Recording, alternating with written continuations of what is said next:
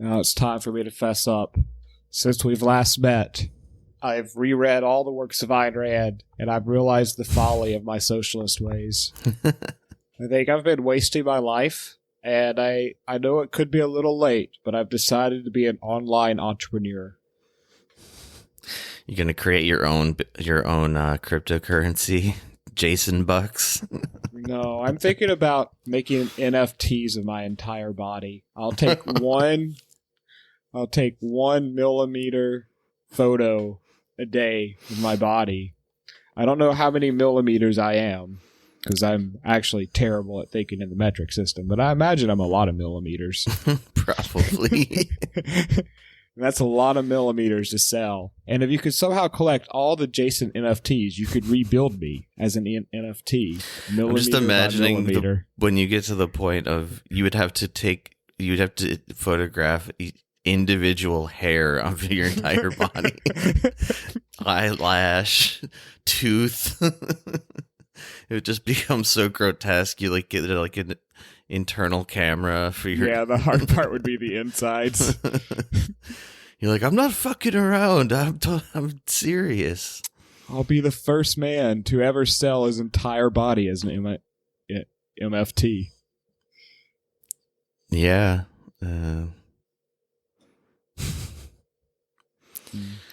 Now that I've said it, someone's going to steal this fucking ideal. You got to delete all this. Don't let anyone use this.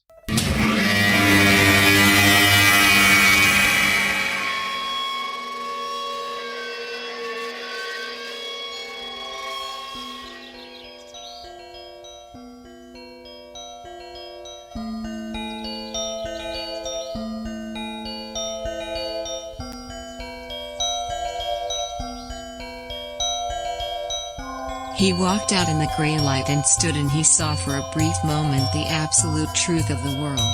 The cold, relentless circling of the intestate earth. Darkness implacable. The blind dogs of the sun in their running. The crushing black vacuum of the universe. And somewhere 200 animals trembling like ground foxes in their cover. Borrowed time and borrowed world and borrowed eyes with which to sorrow it.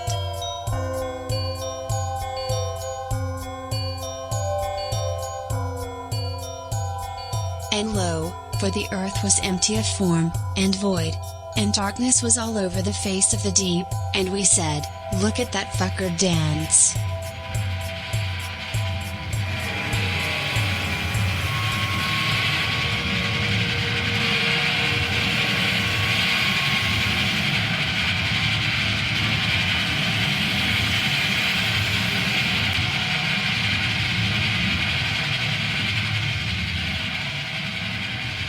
Welcome to Heat Death of the Universe, a podcast about the universe, and a small part of it, usually. Stamping the time, it's July 13th, 2021, year of our Lord Tuesday, at 11:34 a.m. We've got a lot of news things to talk about again, as with the last episode. And we're going to continue some that we didn't get to and add some new ones as well. Some kind of big news has happened since in the last few days. Where should we start, though? Probably with the most important news, which is that a rich guy went really high up into the air and then came back down. Did someone get suborbital? Somebody got suborbital. Man, I was suborbital once. Yeah? Yeah, I remember it. Bonnaroo, 2006. Sounds fun. At the silent disco. That just reminds me of a funny thing I saw. It's just, again, of course, something on Twitter, but do you remember? It reminded me that this even happened. Do you remember when Stephen Hawking went into zero gravity in the zero G airplane thing? Yeah, kind of. I mean, but that was all it was. He was just floating around. It's been a while, but yeah, I remember. Yeah, the tweet was basically just like someone who was like really faded, really fucked up. And they were like, oh man, I'm feeling like, and then just this picture of Stephen Hawking with a big smile on his face floating in space. Excellent. And it just seemed like somehow the perfect visual description of when you're feeling like good and fucked up, I guess. Anyway, that's way cooler than what is actually going on. There's a billionaire space race, which we kind of talked about. Like, we didn't call it that, but, you know, Bezos and Musk were like just trying to get their rockets in the air first, whatever. I remember when I read history books, it's been a while, and the space races were between countries, uniting people, making people want to work together. Yeah. Now it's just billionaires seeing who can spend more money to get to space because they've watched too much anime like I have and decided that it's time to colonize space and create Gundams and start a war between the colonies and the Earth. Because, what else are they going to do? They're fucking bored. Yeah, I think that's a big part of it too. Like, I mean, it is also they're just advertising what they are planning to monetize, which is just space tourism, of course. But yeah, I think space tourism will actually be a real business one of these days. Well, obviously, I mean, I'm sure I'm not the only person who thinks that.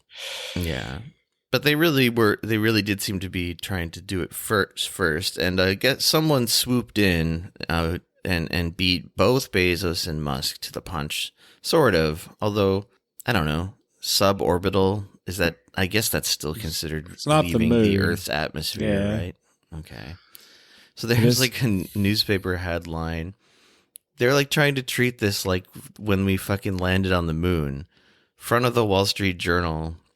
Oh, it's more impressive now because it's a man who worked hard for his money, bootstrapping his way all the way to the moon, all the way to the suborbital space. Yeah, a lot of bootstrap maneuvers to get up there. I think you can get there with just a well-placed blotter. You don't even need a rocket. So, like, front page of the Wall Street Journal. Space race takes Branson aloft on passenger rocket plane. And this was from Current Affairs magazine. They just commented, considering that the Soviet Union did this in 1961, it is unclear why this is a front page news story. And I mean, obviously they're being tongue-in-cheek because the reason it's a front page news story is because Richard Branson's a billionaire, and it's like first billionaire in space, as if that's an achievement.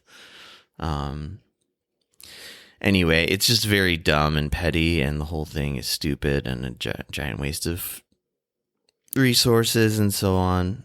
But there are a couple of funny things attached to it, I thought. Like, this like, I don't know, screen grab of some sort of news segment, TV news segment, and in, like, the background graphic has a picture of Bezos, and then Richard Branson. It's his billionaire space race. At the bottom of the screen reads like the ticker like story going by, and it says millions of Americans facing eviction. And it's just oh yeah, it's a real see contrast. What you're talking about. Well, and it's not like these billionaires could do anything to help the housing crisis. Yeah, no way. Or starvation, or anything like that. There's more important things to do. Like, there could be valuable moon people to harvest. Gotta harvest them moon people. Moon people's future of economics. We can make bootstraps out of them to give to the poor. Moonstraps. Yes, moonstraps for the poor. Moonstraps have no gravity. Which, then I guess it makes them easier to pull yourself up by them with, right? Yeah, exactly. Because they have no gravity. Wait, no, the opposite of that. Wait, no, yes, no. What am I saying? Anyway, this is an absurd idea that I'm getting lost in. Another funny, like, sort of side tangent of this was that I found a news story on the Hill entitled "Trump Takes Credit for Billionaire's Race to Space," which is like, there's no point in really reading it. It's just he goes on to say that his creation of Space Force is the reason these guys are all going to space. It's just typical Trump being a fucking idiot. Like, well, maybe he's right. Maybe it is just his creation of Space Force that's inspired. I'm sure man had no inklings to travel to the stars before Trump made Space Force. I'm kind of surprised that Trump himself hasn't decided to go up there. Oh, I'm not surprised at all. He's to be the first man to eat a McDonald's Big Mac in space. His idea of like roughing it is like playing a round of golf, like with like the wrong fucking shoes or something. Wait until he's allowed to open a resort on the moon. Then he'll go up to space. He won't personally go. He's just That's a true. physical coward. He'll just send a group of underpaid workers. He'll send his least favorite spawn, his least favorite children. The one who wrote the negative book about him? What? Didn't one of his children write like a book? Was it Tiffany Trump? I don't fucking remember. I don't think so, man. They're really maybe a pretty, niece. They're pretty loyal. Maybe there was some distant maybe there was some not immediate. Yeah, I family think member. it was a niece. Now that I'm thinking of it. Yeah, it's been a while ago. Those, I mean, the ones closer in the orbit, like, hey, speaking of space, yeah, I don't think they would ever turn on Daddy Trump. Like, for one, like the two main sons, as I'll call them, I think genuinely like really want his approval all the time, and the other ones are, they're riding that gravy train, man. They don't want to get cut off. Yeah. And then since I mentioned the millions of Americans facing eviction, I checked in on that situation because the eviction moratorium was supposed to end the last day of June. Actually, Biden didn't do this, but I mean the CDC, I guess they're weirdly the ones in charge of this. They extended it for a month, so just like kicking the can down the road a little bit, which is what they've been doing like the whole time. Because we've been talking about this for like a year. Yeah. 19 million people going to be evicted in a month. And then they're like, oh, hang on. They're just waiting for the most inopportune time. Yeah. Well, it's going to be like when the economy just crashes again. Yeah, exactly. The most inopportune time. There's some news we failed to mention, I'm pretty sure. I don't think we mentioned it. Yeah, we on didn't the mention podcast. Rumsfeld. Yeah. You trickle dead, motherfucker, as I once heard a guy say about Reagan when Reagan died, which stuck with me for some reason as being really funny. Trickle down death? Yeah, it was like I think I told you I saw the microphones play like in some Phil Oliver play in somebody's like attic. Yeah, you told me about that. At that particular party, whatever show, some guy was like, feeling some LSD pretty hard, and I didn't know this guy. I was just started randomly talking to him, and we started talking about Reagan being dead and how they were like, do you remember when he died? And they just dragged his corpse around like everywhere for like a week. It was so outrageous, like how long the fawning like funeral procession went on. Like I remember just thinking, like, isn't that thing starting to smell by now?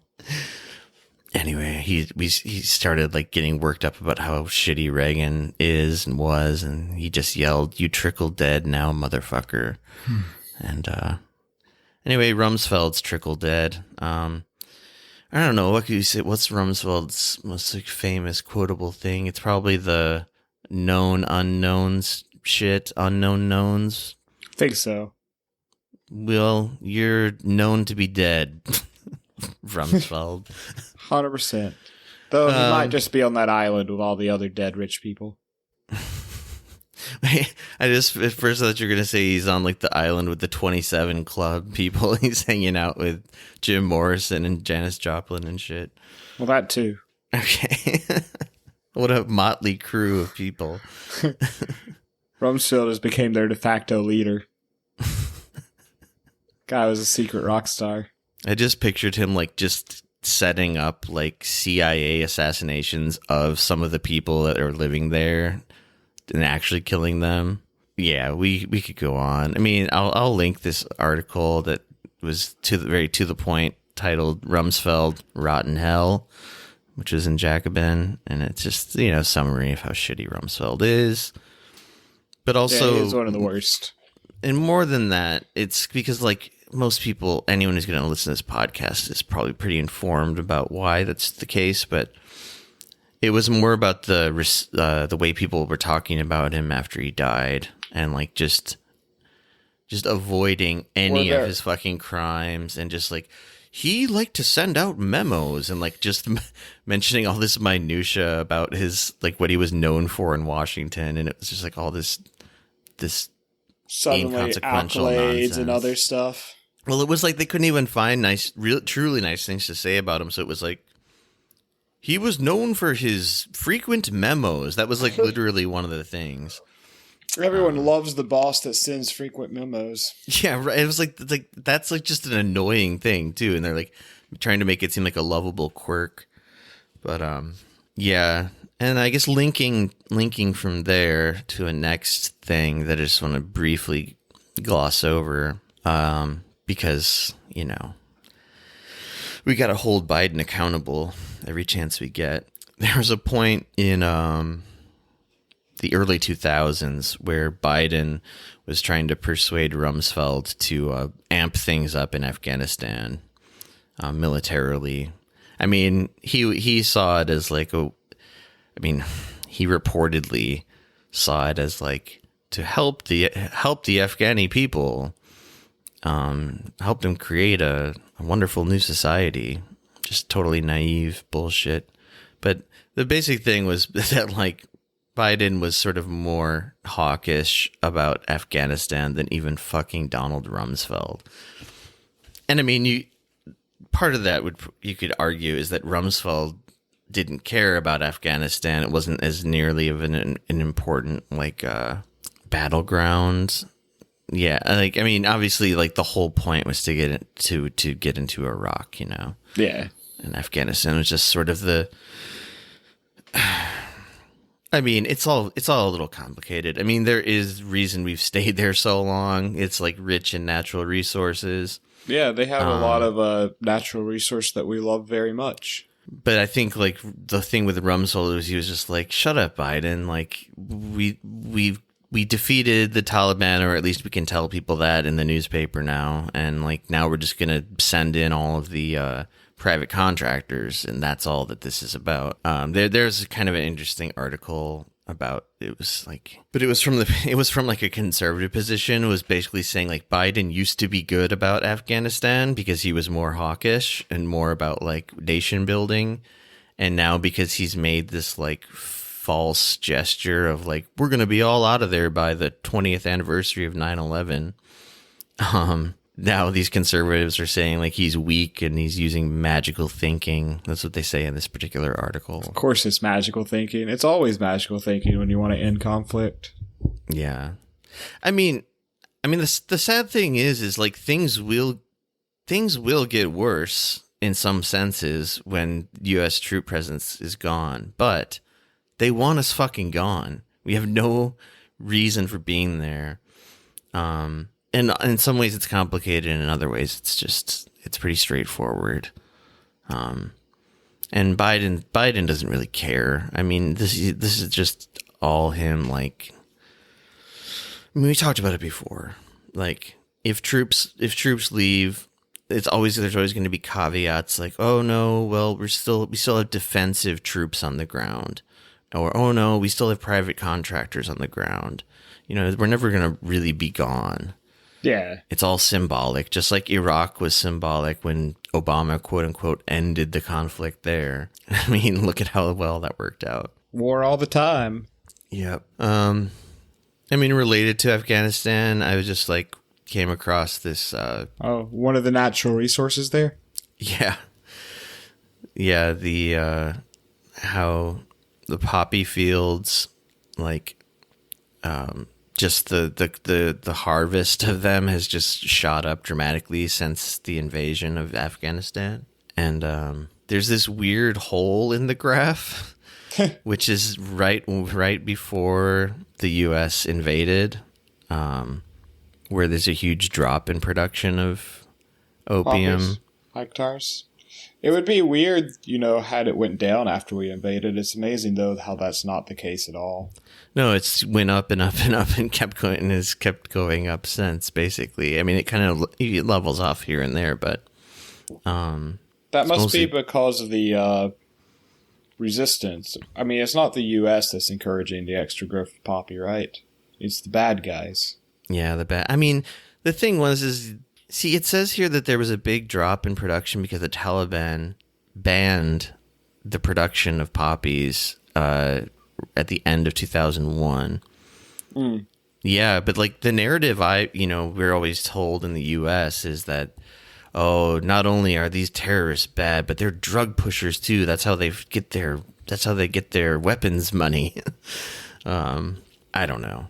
And apparently like 90% of the opium that makes up, or rather, 90% of the heroin in the world comes from opium from Afghanistan. I didn't know that until seeing this little graph. Yeah. I mean, I kind of knew that, but I didn't realize it was 90%. Yeah, I guess I didn't either. But also, I don't know. We've been talking about opioids a lot, and I mean that's got to be more.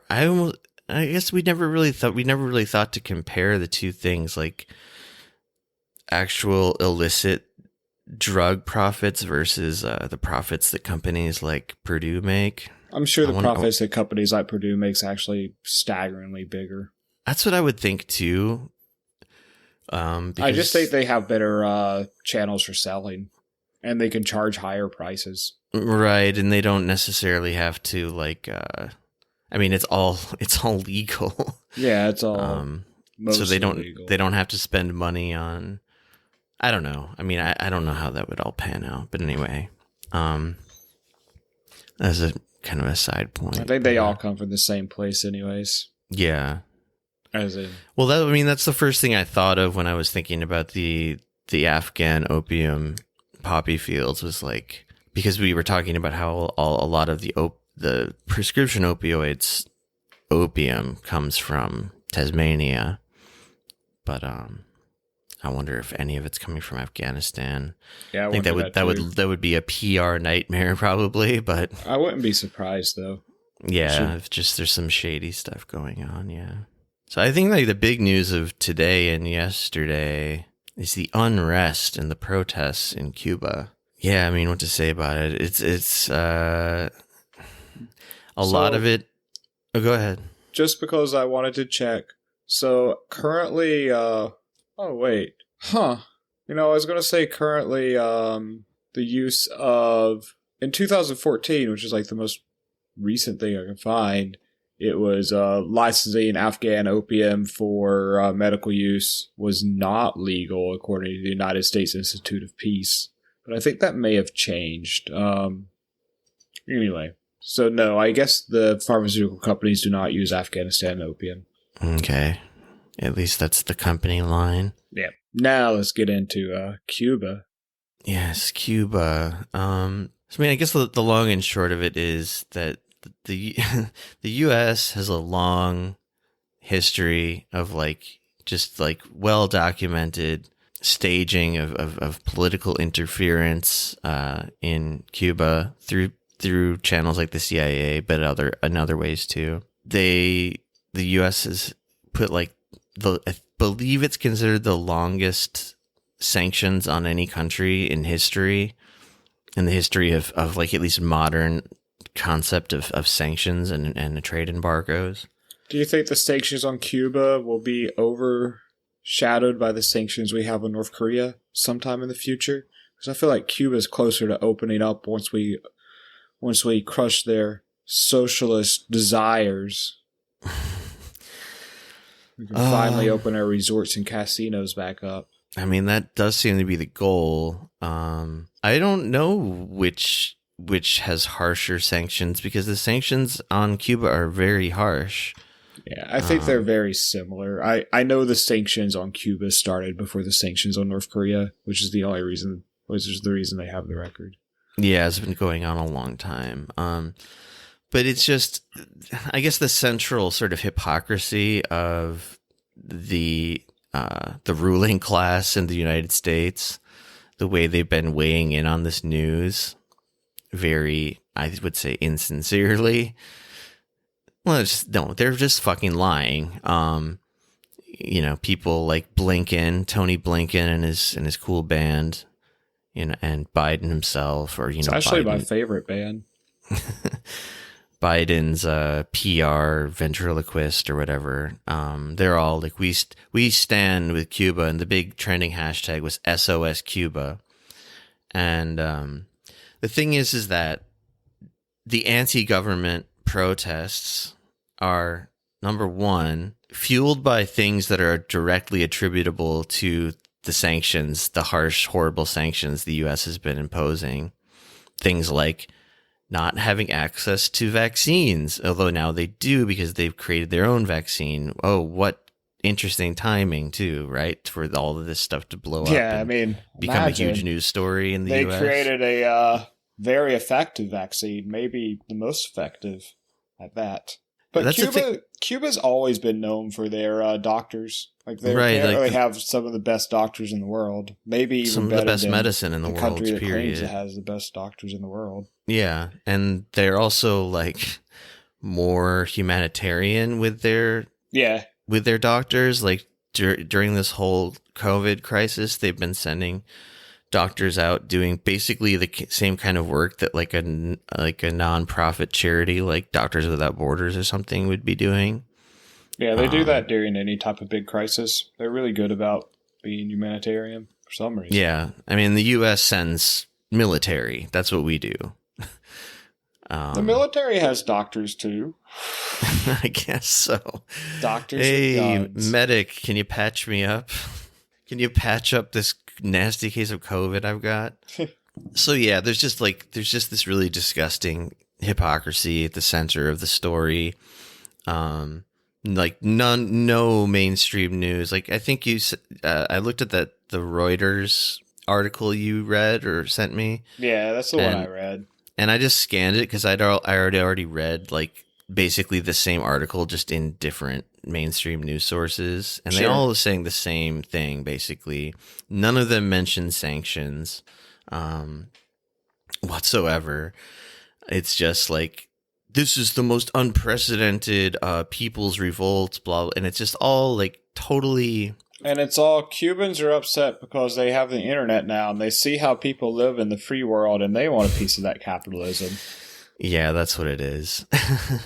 No, they want food and they want syringes. That's the other thing is like, so they've developed this vaccine, but because of the harsh sanctions placed on them, they can't even order syringes from a company in the world, because the way like these sanctions work, like, I mean, some people just don't really know. I mean, I didn't really know. I still don't know like the full details. I mean, I don't honestly know the full details of how they work, but like, I know basically they're just not allowed to do trades with the rest of the world. Well, the thing is even sometimes people will point out, well, look, the sanctions don't actually say that they can't buy stuff from other companies, from these companies, but they don't need to say it, because what the U.S. threatens all of these companies with is punishment. Yep. So they're afraid of U.S. punishment, so they won't. They are the ones who refuse to do the trading with the country that has sanctions on it. Example: they can't get fucking syringes to give people the vaccine,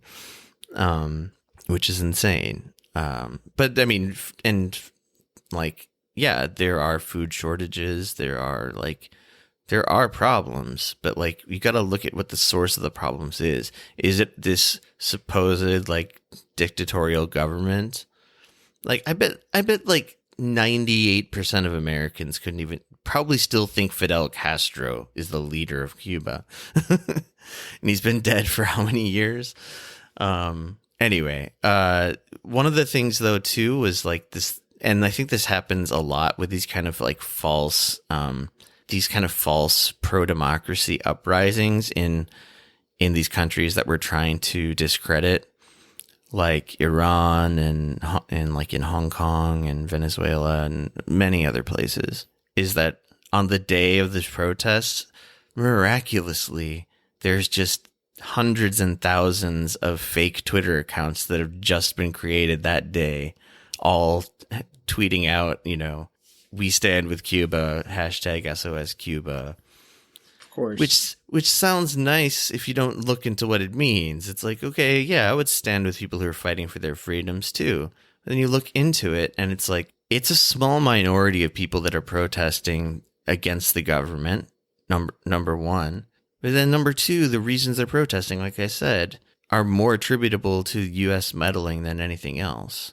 And then the other thing is there are a ton of pro-government, anti-American protests going on that just aren't getting coverage in the U.S. press or the UK press, for that matter. One of the funny things I saw was that one of these outlets took a picture of, and it was like one of the more like bigger looking crowds, and but they either didn't realize or didn't care that it was clearly a pro-government, pro-Cuba like protest, because they were waving the flag of the revolution and like Fidel flags and stuff. But they took that picture and they wrote like, "These people are protesting against communism." It's like, no, they're not. I mean, I have read that the leadership's just not been as good since Fidel. Yeah, People aren't as happy because they've lost their charismatic leader. That could be part of it, but like, I think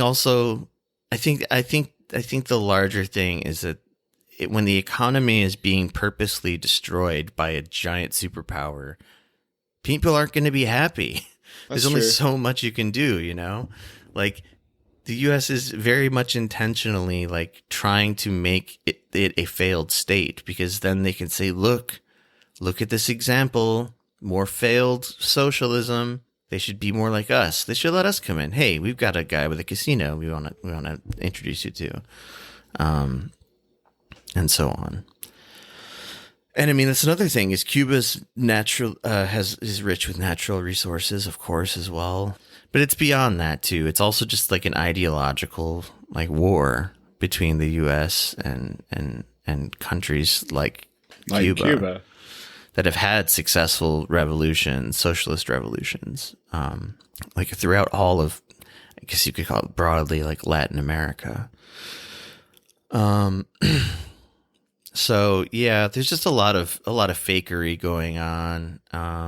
And some of the other like really funny fake bullshit was just, and again, this is all sort of Twitter based, but still, it was like really all over the place, and people sincerely putting out this false stuff of like, there's pictures of like the giant protests in Egypt from like 2011, and it's like, "We stand with the Cuban people." Or like, I'm looking at it right now. There's a video of a big protest, and it says here like hashtag Cuba, blah, blah, blah, freedom Cuba. And then you find out that this is footage from like a protest in Argentina. Yeah, just like verifiably false shit. And the thing about the sanctions is this is another thing, again, that Joe Biden could remove with a signature if he wanted to. I thought there was even talks of removing these sanctions during Obama, or am I just making it up in my head? I really thought Obama said so much bullshit lies. Yeah. He maybe even said that, but I don't really remember. I remember some president talking about relieving sanctions on Cuba, and then it just like never came to be. I thought it was like right at the end of Obama's term, going into Trump, and then Trump just axed it all. But I don't remember the details. But also I remember it being like it wasn't going to happen, but people were talking about it. Because I do remember there was this brief time where I was like, God, finally they're going to relieve sanctions on Cuba. It's time for me to move there. I have a friend who visited there and said it was really cool. Yeah, I've had a couple of Canadian friends who visited there. I was just going to leave it with I've had a couple of Canadian friends. I think it's like common for Canadian people to go vacation in Cuba.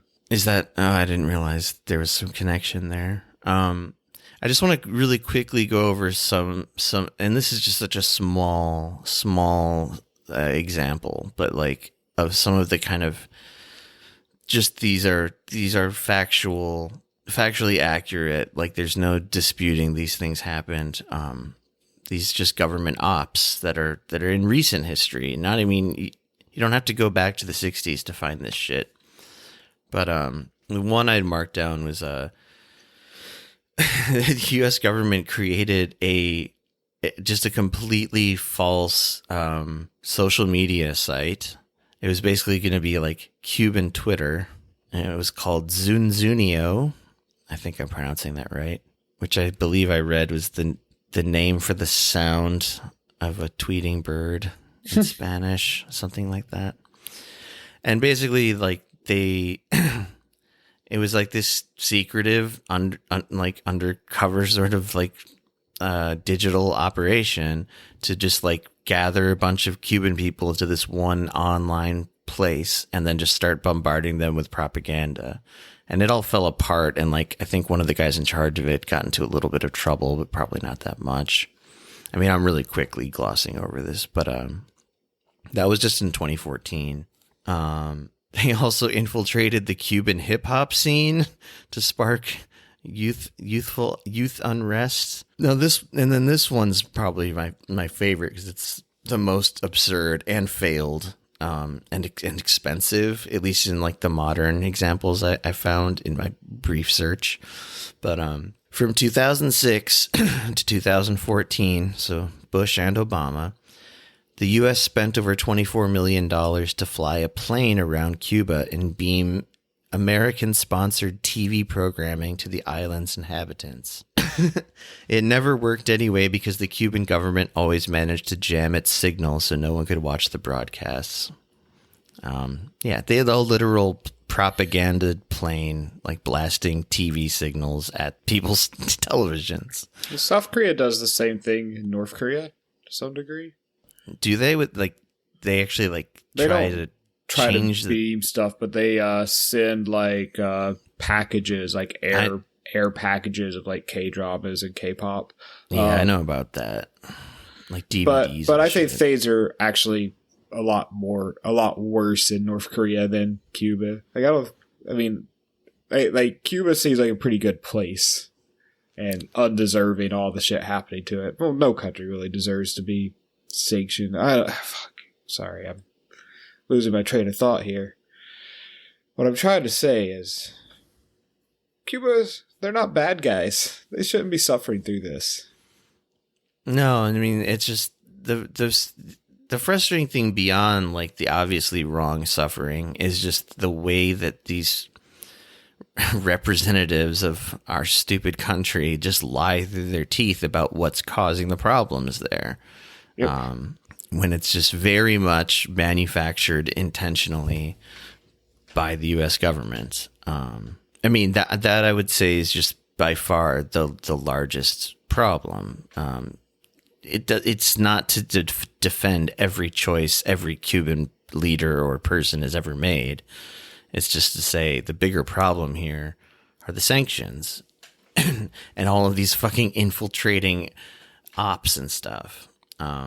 Yeah, and so like even in the most recent like spending bill in the U.S., $20 million was allocated to quote unquote democracy programs in Cuba.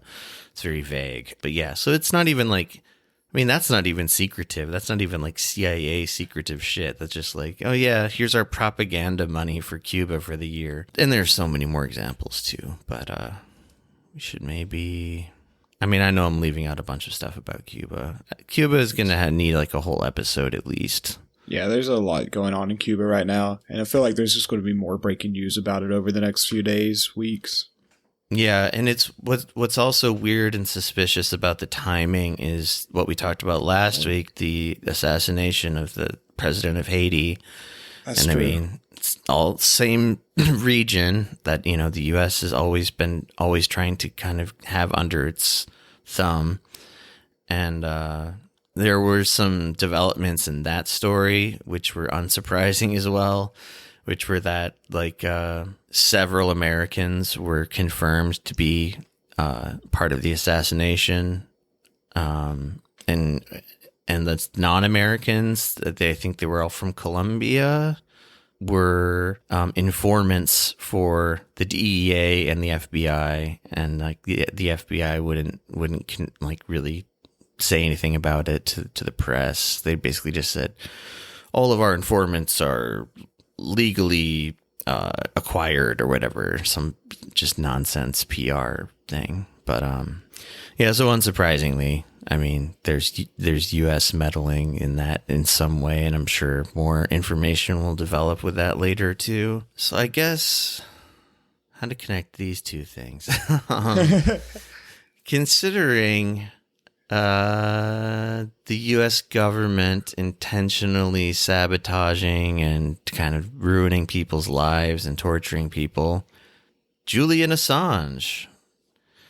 There's some developments in his situation that are not good at all. He's not being freed. No, which... or have a Medal of Honor, which he probably deserves. Yeah.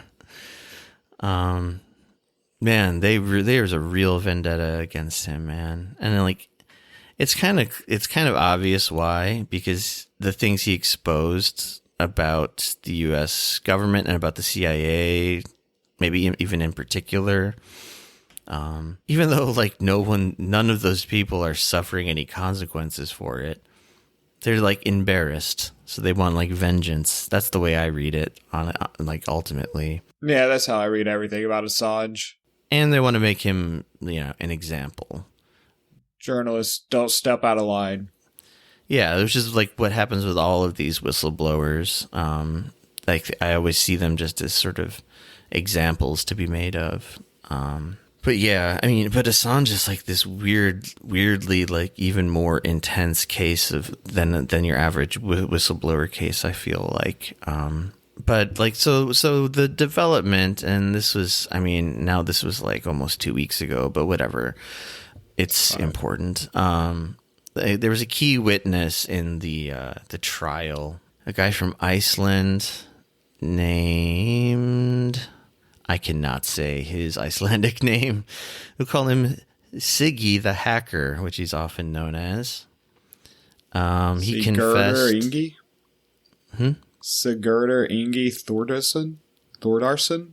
Nice. Are you from Iceland? No, but I just started catching up on the newest episodes of Vikings that just got released. Do love that show. Makes me feel like I'm from Iceland. That's where you get all of your knowledge and language abilities. Totally. So he just said that he flat out lied about the things he said about Julian Assange. And this guy is, so like on one hand, someone who maybe who hates Assange and wants to doubt that this guy, you know, what this guy is saying now, they could say, oh, well, this guy's not trustworthy because he is a convicted felon. He is a pedophile, a diagnosed sociopath, and he used his position to steal money from WikiLeaks. But then when you get to the last bit of this list of things about him here, and he received immunity from prosecution from the FBI, you know, in exchange for his testimony, which to me reads as the FBI said, hey, say what we want you to say, and we'll let you go for all your pedophilia crimes and whatever. Yeah. And like, I mean, I don't know if actually I don't think this article mentions, but like usually in those kind of like deals, if you like recant, the deal is taken off the table usually. But I don't think this guy's been like re-arrested or anything. But no, I don't think so either. But the other big thing about this story is how little attention it got from anywhere.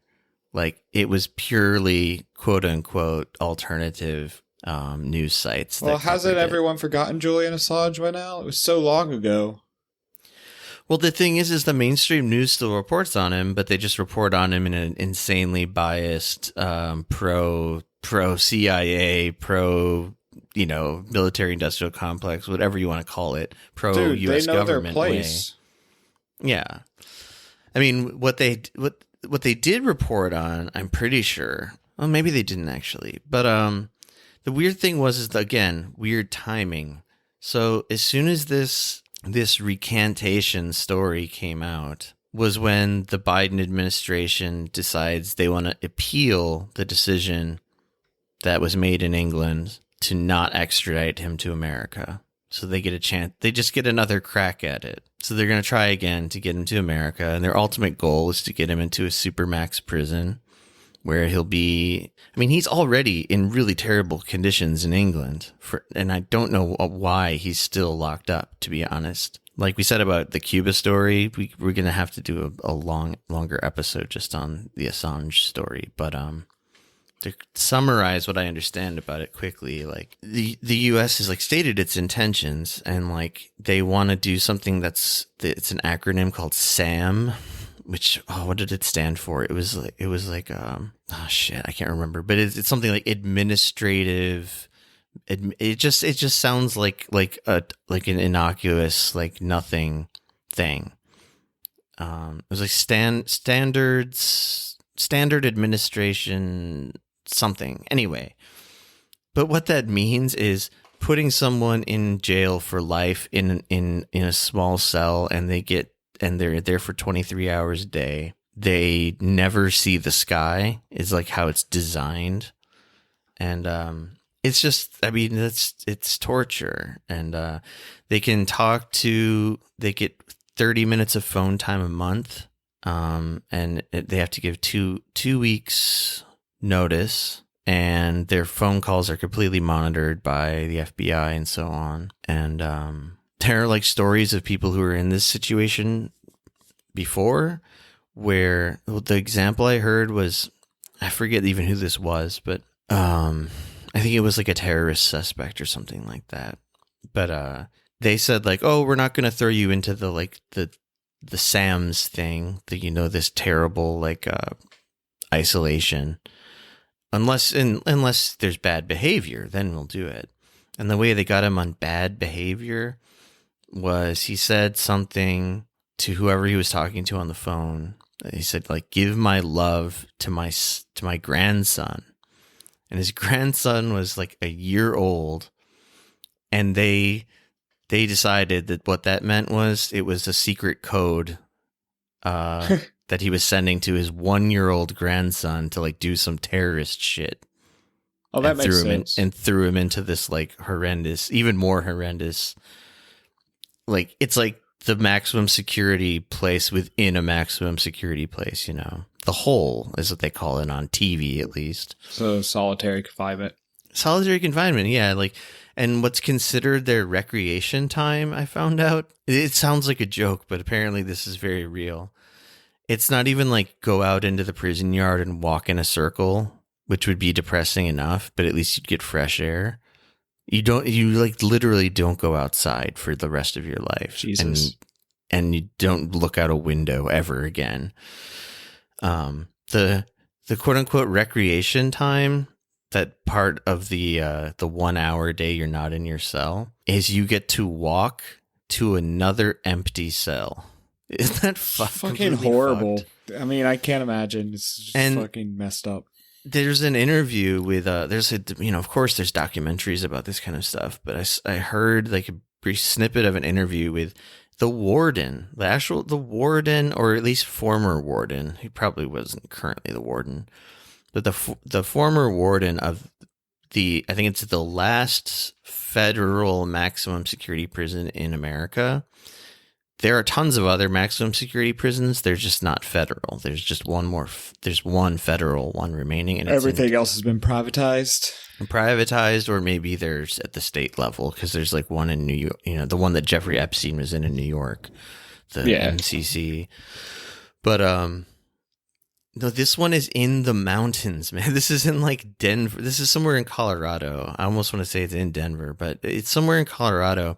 And the warden discussed how when you walk into this prison, you see this majestic view of the Rocky Mountains. And then you walk inside and realize how the whole inside is designed not to let the prisoners ever get a glimpse of it. And he said that being on SAMS, as the acronym, is worse than death. And he just like said it, like, he just was being honest. So that's what they want to do to Julian Assange for doing journalism. I mean, that's what he's guilty of, is doing journalism. And it's really fucked up. As we like to say on this podcast. Yeah, it's when it's hard to say anything else, that's really fucked up. But at least Biden respects journalists, unlike Trump. Yeah, Biden has nothing to do with going after Assange. Oh, that's another thing I learned about Assange, and speaking of Trump, is so the nasty thing is that, all the resistance people, the shit libs, whatever, the I'm with her, I could go on, people, is they liked Julian Assange, like, vaguely. They didn't really even know why. They just knew he like made the Bush administration look bad at one point. But, that all changed when the Democrats came into power. But it really changed after the 2016 election, because somehow these morons got it into their head that Julian Assange is the one who leaked the emails? Leaked and that it was the collaborating with Russia. Even more. Oh yeah, I remember the collaborating with Russia, which is just untrue, unproven in any way. But here's the thing, and like they think that he purposely wanted Trump to get elected as a sort of like accelerationist, like, expose the rot of the system type of thing. But Trump offered Assange a pardon in exchange for giving up his source for the email, and Julian Assange wouldn't, like, with journalistic integrity, wouldn't give up his source. The only thing he said about his source is that it wasn't Russia, that it wasn't from Russia. So like, he could have freed himself, and people would have been like, oh, look, he's in cahoots with Trump. Trump pardoned him. Sure. But he just didn't give up his source because he's like serious about those ideals of journalism and of, like, freedom of information and things like that. So I don't know. I just learned that one this morning. I hadn't heard that before, but to me, like, I don't know what else you need to hear to to realize, like, there are just all these fucking nasty libs, like, on Twitter just saying, like, he deserves to rot in hell and all this shit. It's like, why? Why? You don't even have a reason. Like, their reason is they think he ruined Hillary. Assange ruined my Hillary.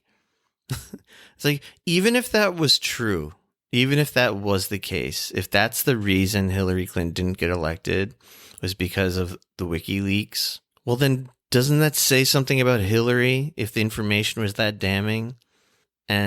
Or even if it was a lie, does someone really deserve to be tortured for the rest of their life because they inadvertently, like, messed with an election? No, of course not. I mean, it's crazy. People don't deserve to be tortured for the rest of their life for just about any crime. Any crime. I agree. I mean, I think it would be inhumane to do that to fuck. I mean, they didn't think about it. Think about it this way: he's going to get better. He's going to get far worse treatment than Charles Manson ever got in jail, or Epstein got in jail. No, he's getting it right now. Yeah, he's already getting it. And like, yeah, like the updates on his health and stuff, like over the years, it's been like a decade now, that he's been either like hiding in the embassy or in jail.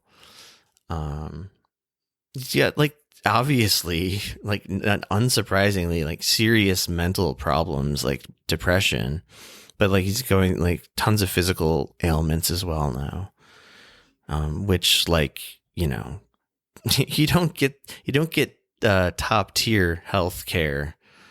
Prison? What I would call Cuban style health care when you're in maximum security prison. No, not usually. No, especially if you're I'm sure they don't want to hear about your public back enemy pain. number one. Sorry, what? I'm sure they don't want to hear about your back pain. Oh, are you depressed? Are you depressed, little Julian? I can just imagine how fucking cruel. You should have thought about that before you went up against the CIA, motherfucker. Yeah. I mean that's the lesson that, they're trying to impart in a way. I think it's also though more than just the making an example. I really think it's like this personal vendetta almost of the company of the Langley boys going after Assange, and not just them, but like this larger fucking horrible government apparatus that likes to do whatever it wants wantonly around the world. So yeah, I don't know. I have a sinking feeling like somehow the US is just going to get the extradition that they want.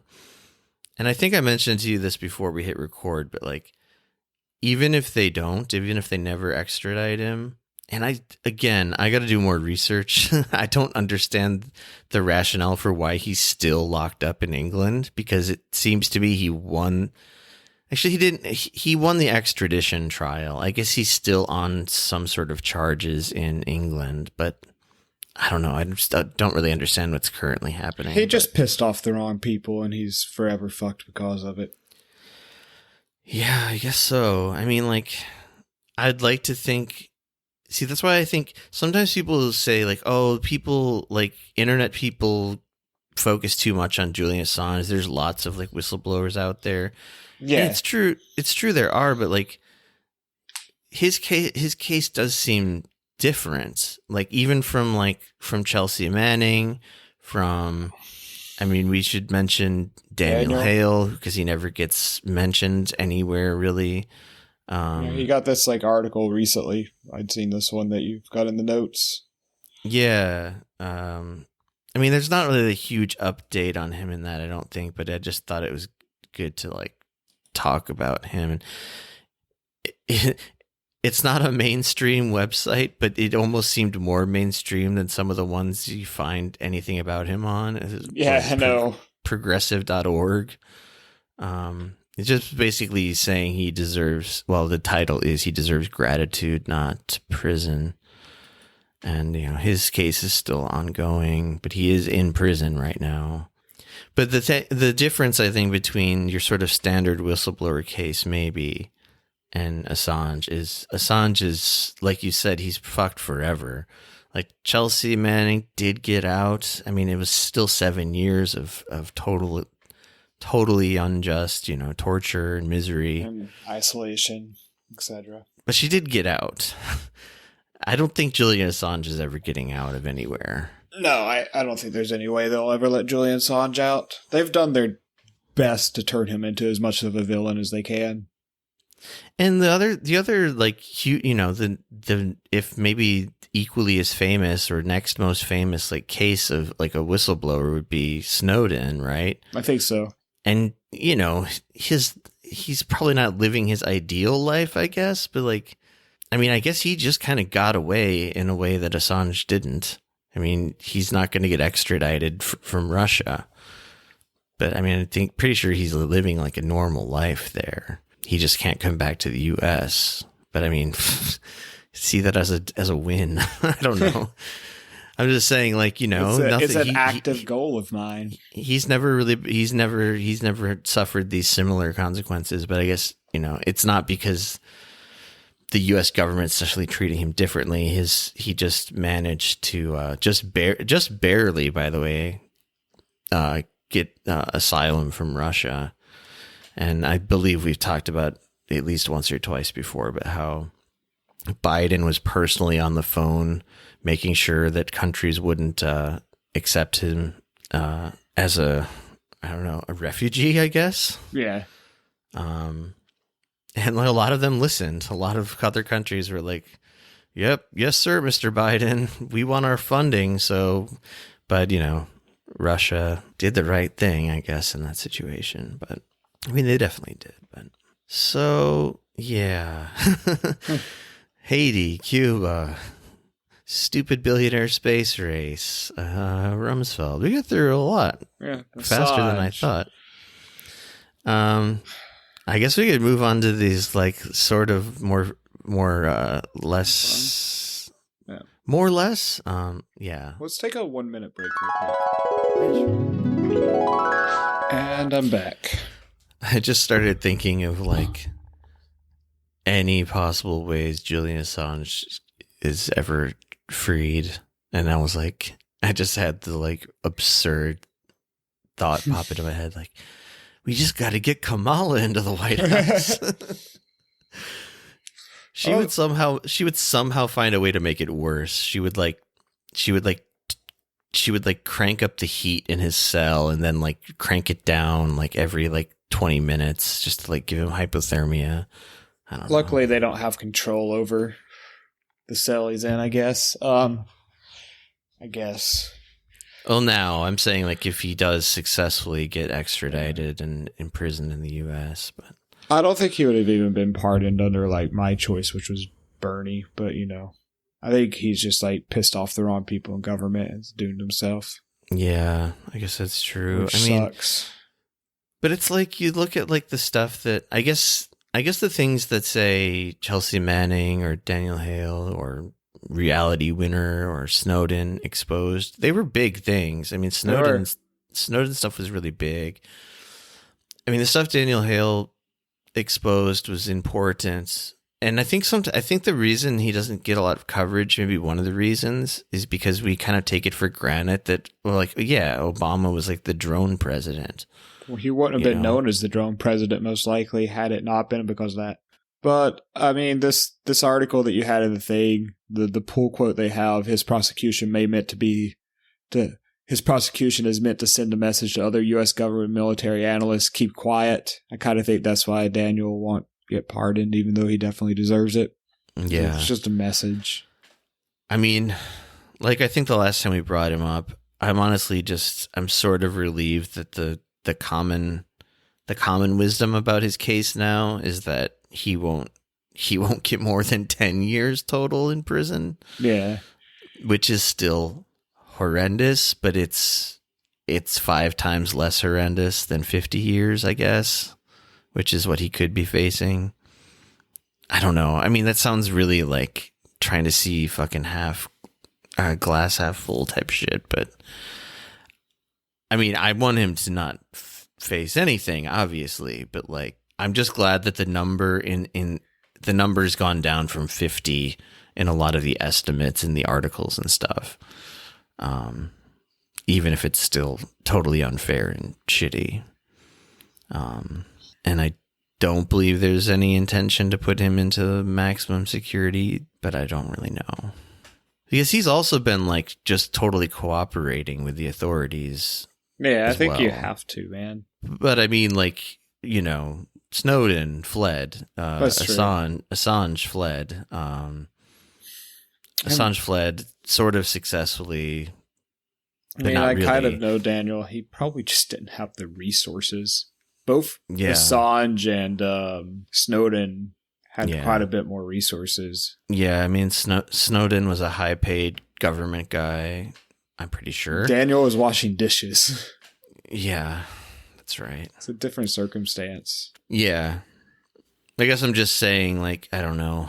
Maybe that... I mean, now it sounds like I'm just, like, almost, like, fucking bootlicking. Like, please, government, give him only 10 years. Like, I don't want to sound like that, you know what I mean? But it's just, like, it's sort of...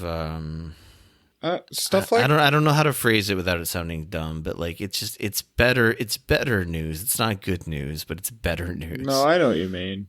It's just a fucking shame because, like, all of these fucking cases, all it really reinforces that there is not a freedom of press. No, it's completely selective. Yeah. And information is not free. No, not at all. And in fact, I think they want to get the message across that information has consequences. Yeah. So yeah, I think so. What's happening that's not so grim?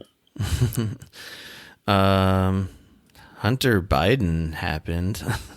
Oh, was his art gallery vandalized? That's a shame. The bigger story about him that I first was gonna just link to was that, but this story involves the first story, so that's what. Anyway, there's two stories in one. It's two hunters for one bonus. All right.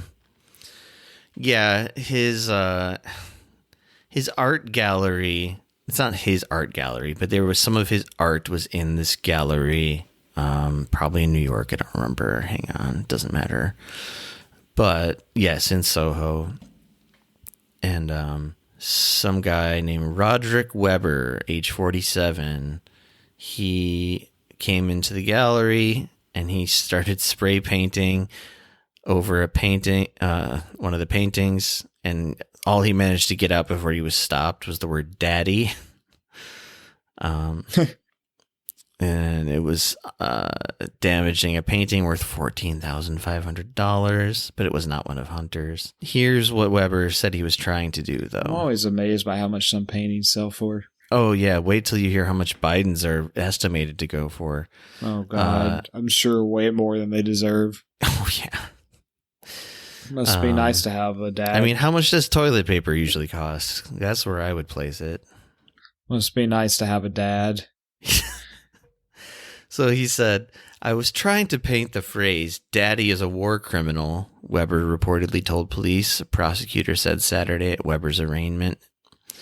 None of Biden's artwork was ruined. Oh, thank God. Yeah, we wouldn't want to lose our cultural artifacts. He is the next Rembrandt. I mean, the thing is, and we talked about his paintings before. I don't hate his paintings, actually.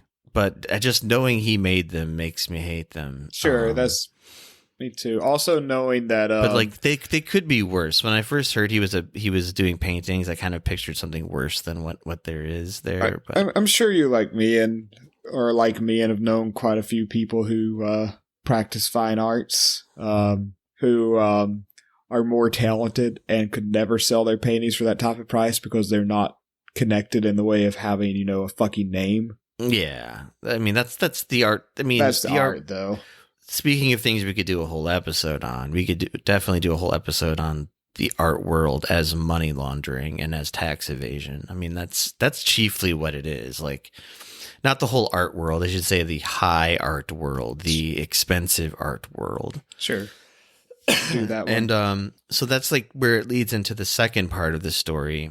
Is that the White House itself even weighed in on this tragic event? No, they didn't talk about the attempted vandalism, but I'll just read from the article here. Hunter Biden, that is, recently announced his intent to sell some of his artwork at a show, a decision that raised concerns from some ethics experts. The initial reaction a lot of people are going to have is that he's capitalizing on being the son of a president and wants people to give him a lot of money, said Richard Painter. Hey, relevant name. The chief ethics lawyer under former President George W. Bush, pointing to the art's awfully high prices as evidence that the whole thing is a really bad idea. Because we don't know who's paying for this art, and we don't know for sure that Hunter Biden knows, we have no way of monitoring whether people are buying access to the White House. That's the thing, is these sales are going to be anonymous, which the White House weighs in here and says, Jen Psaki herself says that that makes it ethical because of course. Hunter's not going to know, and he's definitely going to pinky swear not to tell his dad who bought his paintings. That's basically what it comes down to. But here, one more thing I find interesting is that the ethic... It's just his dad buying the paintings. That would be funny. That seems like such a Biden move. Like, I love my kids so much. Which one are you, Bo? You're Bo, right? He goes in a disguise. He wears a fake mustache. He even talks to Hunter during selling. He's calling him Bo. I bet that's happened. I mean, he called Bo's daughter, Bo, in front of a huge crowd of people. Yeah, probably. I bet he's been in a dementia moment where he calls Hunter Bo, and Hunter just like a single tear, Just like cries. the Native American man. My seeing dad the will never trash. recognize me, no matter what I do. I get those feelings. I mean, yeah, I understand. I've been there. the golden boy son and the fuck up son. It's classic. It's fucking Shakespearean. But here's the thing: is that even the former government ethics officer guy under Obama is saying that this is bullshit. He says because oh wait, I just read that part. Sorry. So that's who was saying that though. I was in the middle of what he said. Buying access to the White House. What these people are paying for is Hunter Biden's last name. And yeah. So this wasn't like some wacky conservative saying this. This was someone who served under Obama and Biden for that matter. Here we go. Biden's artwork could fetch up to $500,000 a piece. Price tag that one curator says is entirely attributable to his political status. How much of that value is due to the art itself? That's easy. None of it, said Jeffrey Caldlin, a professor of art curatorial studies and practice at the Maryland Institute College of Art. They're fine decorative amateur work. Hey, everybody needs a hobby. Yeah. This part's funny, is that the press secretary, not Psaki, but the little one, the deputy press secretary, Andrew Bates, insisted that the Biden administration is holding itself to the highest ethical standards. The president has established the highest ethical standards of any administration in American history. This sounds like Trump. And his family's commitment to the rigorous process like this is a prime example. Highest ethical standards of any administration in American history. That's some bold claims anyway. I mean, how does that not just sound like a classic like Trump statement? Like greatest of all time. I don't know. I'm the most ethical of all the ethical people in the ethics world. My ethics are tremendous. But speaking of stupid art,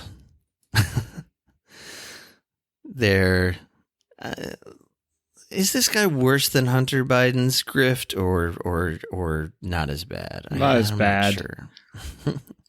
This guy's awesome. I mean, do you want to tell us about this awesome artist? I'm just going to do a brief rundown because we're running out of time. But Salvatore Garu. Sorry. Sounds right to me. Salvatore Garu. He sold his sculpture for $18,000. Now, his sculpture is special because unlike many sculptures, it has a property that you would almost call supernatural. He, with his hands, because you make sculptures with your hands, created an invisible sculpture, which stands for Io sono, which I don't speak Italian. I probably fucked up the pronunciation there, but the sculpture is I am. His immaterial sculpture, his invisible sculpture, the 67-year-old artist said. And the meaning, the sculpture does not actually exist. So he stole a sculpture that doesn't exist for $18,000. How? Again, tax evasion, grift, money laundering. That's the best. Because I used to be confounded by people are so pretentious, and people are pretentious. Don't get me wrong. Yeah, there's definitely really pretentious people who probably think this is an amazing concept. But I think in all likelihood, people paying huge sums of money for art really are in the tax evasion game more than anything else. But yeah, I don't know. I don't think they said who bought it, and there's no quote from the person who bought it. But this article goes a little more into the detail of the pretentious explanation that this artist gives about it. He says it's his work of art isn't nothing, but is instead a vacuum. The vacuum is nothing more than a space full of energy. And even if we empty it and there's nothing left, according to the Heisenberg uncertainty principle, that's got to be like the most referenced physics thing that like nobody really fucking understands. Schrodinger's cat. All the time. That one too. Maybe they're tied. I don't know. You're probably right. Actually, that one's probably even more well known. But they're both pretty well known. According to that, nothing has a weight. Therefore, it has energy that is condensed and transformed into particles, that is, into us. Then you see a picture of this guy, and he looks exactly like you would expect him to look, doesn't he? Yeah. Then if you read through the comment sections, another artist brings up that this guy stole his ideal. And oh, really? I didn't go down that far. Oh, I didn't even read the whole article. It goes on and on about this longer than I thought. It's not worth going too deep into. Yeah. Well, I think we should end with this last bit. There's good news for people in Vancouver. Yeah, property prices are just outrageous all over these days, all over the world. They are, but Vancouver finally has an affordable housing solution. They can put a bed in a bathroom. Whoa. So that probably costs like what, $200 a month to live in? Oh, it's about $700 a month to live in. But I mean, you get a bathroom and a bed and a small living space. No storage area for your clothes, really. But seems all right? I mean, haven't you always wanted to have the convenience of drunkenly strolling into your bathroom, taking a piss, and then falling asleep on your bed, which happens to be right beside where you piss? What if I confuse the two things and I sleep in my toilet and piss on my bed? Well, who hasn't done that? Yeah, that's just gonna happen. That's just gonna happen every now and then. You can't avoid it. It doesn't matter if your bathroom's in your bed or not. Wait. Yeah, it's just bound to happen. I mean, it just sucks. It sucks that we're suddenly in a world where I'm still under the impression that there's more empty living space in the world than people. No, there is. That's like 100% fact.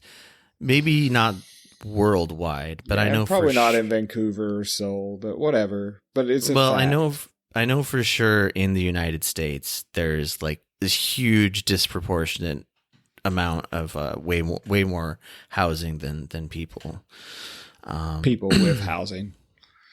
Right. Or homeless people. Yeah, whatever. No, some douchebag put a mattress in this bathroom, and credit where credit is due. This bathroom looks very clean and nice. Yeah. And modern. If you had to live in a bathroom, I guess I'd probably want to live in this one compared to others. But the funniest thing is how they market it as a micro studio. Yeah, for $680 a month. I wonder if that's Canadian. And I guess it was actually flagged. Oh yeah, it got removed from Craigslist. Yeah, but he probably still rented it out to somebody because Vancouver, I think, has some of the highest rent prices in the world. I think they're higher than San Francisco, if I remember right. Which may be the highest in the world. I've heard things like that as well. Or what? Hong Kong's the highest in the world, maybe, or it was briefly. It might not be now. Doesn't matter. All these places, like it's insane to me. Like, and sometimes I think it's too expensive where we live, and our housing's pretty cheap. Seoul is very, at least the kind of apartment sizes. Yeah, but I mean, it's still like, I don't know. People should just have fucking living spaces. Yeah. I think this is actually the perfect article to go out on because it really lines up well with what we're going to talk about next week. It is. Let's just say we're going to do another book club thing. It's just going to probably be just a one episode because the book is shorter than the other books we've done.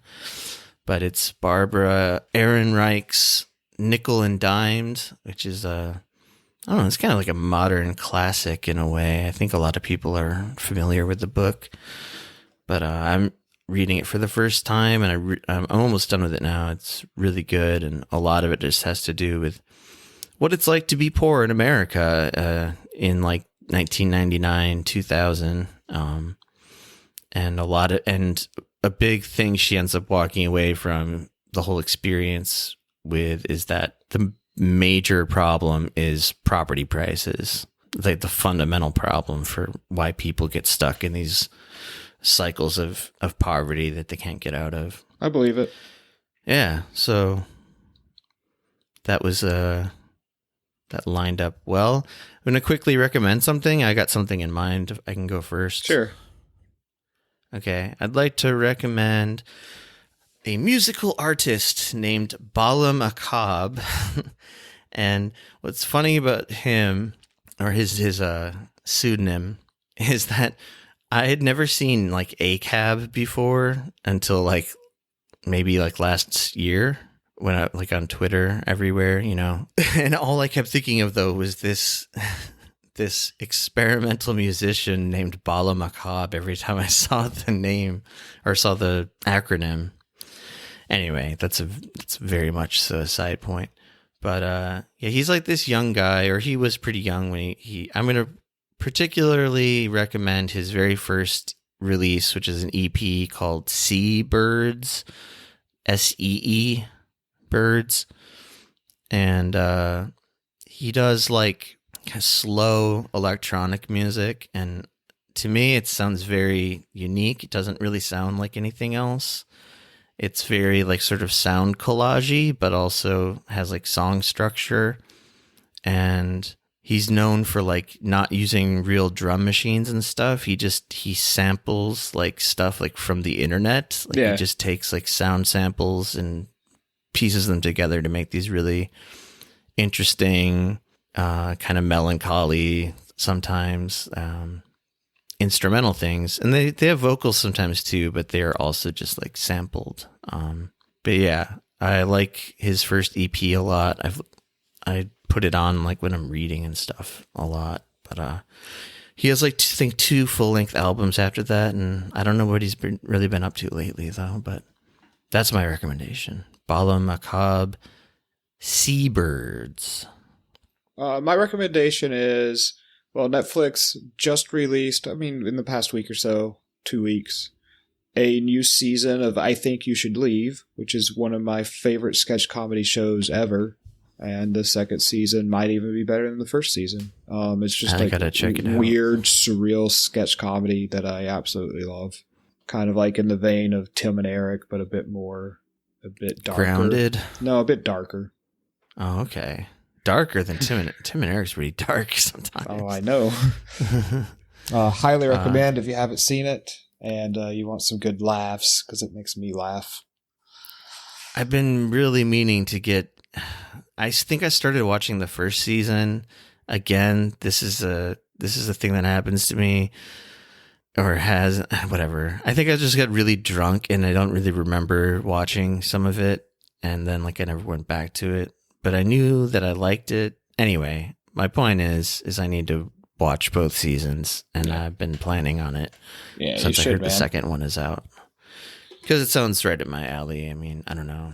I'm sure you could like easily compare it to, you know, the big sketch shows like Mr. Show and stuff too, maybe. I mean, if you can compare it to Tim and Eric, I feel like it has its roots in things like Mr. Show, which is like an all-timer for me. It does, definitely. Yeah.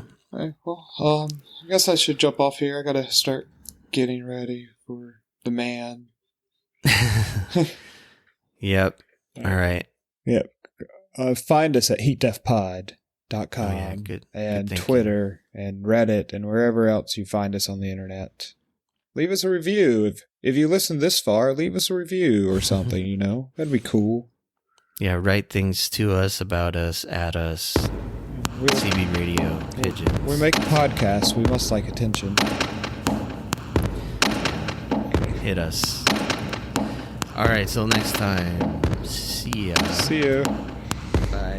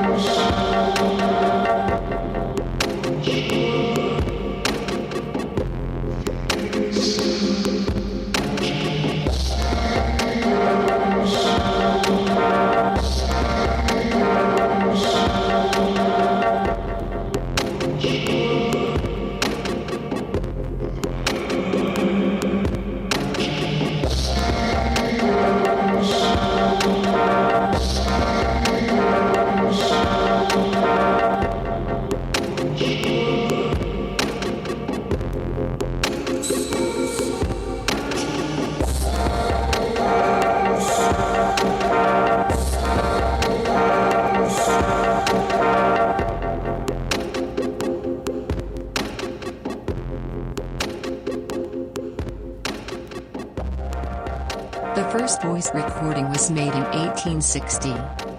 It was a 10-second fragment of the French folk song Au clair de la lune recorded by inventor Edward Leon Scott de Martinville. But who will make the final voice recording and when? What will it be?